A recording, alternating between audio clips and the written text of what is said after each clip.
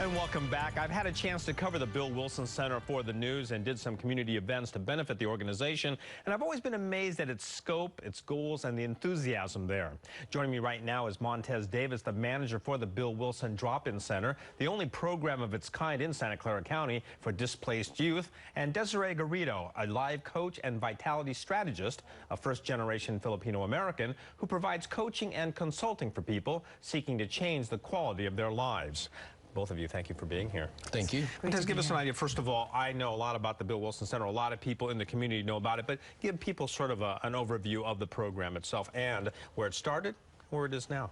Well, the Bill Wilson Center, I always say, it's a place that we provide hope. We provide hope to those who people would say that are hopeless. We provide smiles to those who don't get too many smiles on a daily basis. We are a center that gives opportunities to youth who don't have anyone out there for them.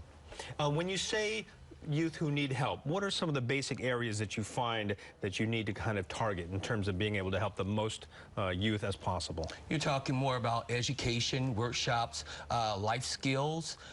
You're talking about job development, case management, pushing them toward housing research, things of that sort. Anything that's possible that we can provide them to get them on their feet and to stabilize them, that's what we do.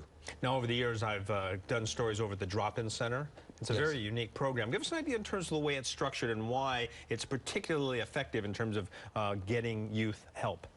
The Drop-In Center is designed to meet kids where they're at, not where we want them to be at. That is the fundamental principle of what we do at the Drop-In Center. So any child between the age of 16 to 24 can walk into our center and say, you know what, I need opportunity, I need some help. And then we will sit down and find out what type of goals are you interested in and get them towards those particular goals. Desiree, you work with a lot of young people in the community. Give us an idea in terms of before they come walking into a Drop-In Center, what are they thinking? What's the kind of the situation that a lot of the different maybe LGBTQ young people or, you know, people who are just struggling with everyday youth kind of things, what are they thinking about? How do you reach them? You know, the first thing that happens is fear. People are scared. It takes a lot of courage to even seek help, to realize that within themselves that this is something that I'm struggling with. I know that I'm possibly LGBTQ or struggling with that, questioning. And so it takes a lot of bravery, number one, to even come to terms with that and have that honesty come forward within yourself. So support is absolutely a necessity.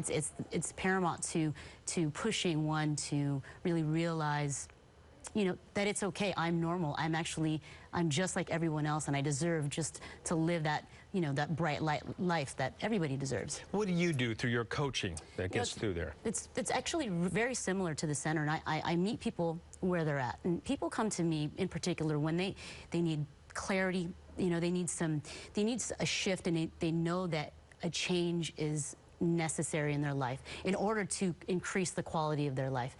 I've had clients actually say, I kind of clear away the weeds of the mind to really bring out that vitality that's inside of you. And we look at your mind, your body, and your spirit. We look at that in a collective way. So, and it really helps to kind of anchor someone and give them sort of a north star to look at and to walk towards. How about the Asian American and Pacific Islander communities? Absolutely. You know, this community is very, very, well, obviously near and dear to my heart. I'm a first-generation Filipina, and there are a lot of cultural struggles that we are facing, right? We want to honor our culture, we want to honor our parents, and yet we want to live our lives, you know, the way that we feel we really truly are meant to. Okay. So that community or that demographic, it's sensitive because they want to honor their parents and be honest with themselves. So when they come into the center, are they seeking help?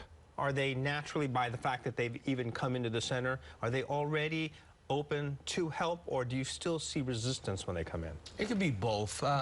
The key is to just get them through the doors. As you know, once we get them to the doors, then we can engage with them, start conversation, build a rapport with them, establish trust. That is the key word to everything. Before we can start anything, you have to build that trust. Those are your fundamental building blocks in order to work with a particular population. I've watched how big that population has been growing and how many more people you have to deal with now than you did before. How do you sort of target where to put your resources, where to kind of aim to do the most for the most people?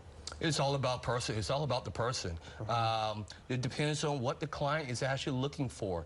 Our goal is to try to find those resources. If we can't find it within the Bill Wilson Center, then of course we're going to refer them out to another place that has that particular resources. No matter what your goals are, we're going to try to find a way to figure it out for you. I know you're trying to do a lot of statistical research there to try to find that out too, huh? Absolutely. Both of you, thank you very much for being here. Big problem. Thank you very much for what you're doing for it. Thank you. Thank you. All right.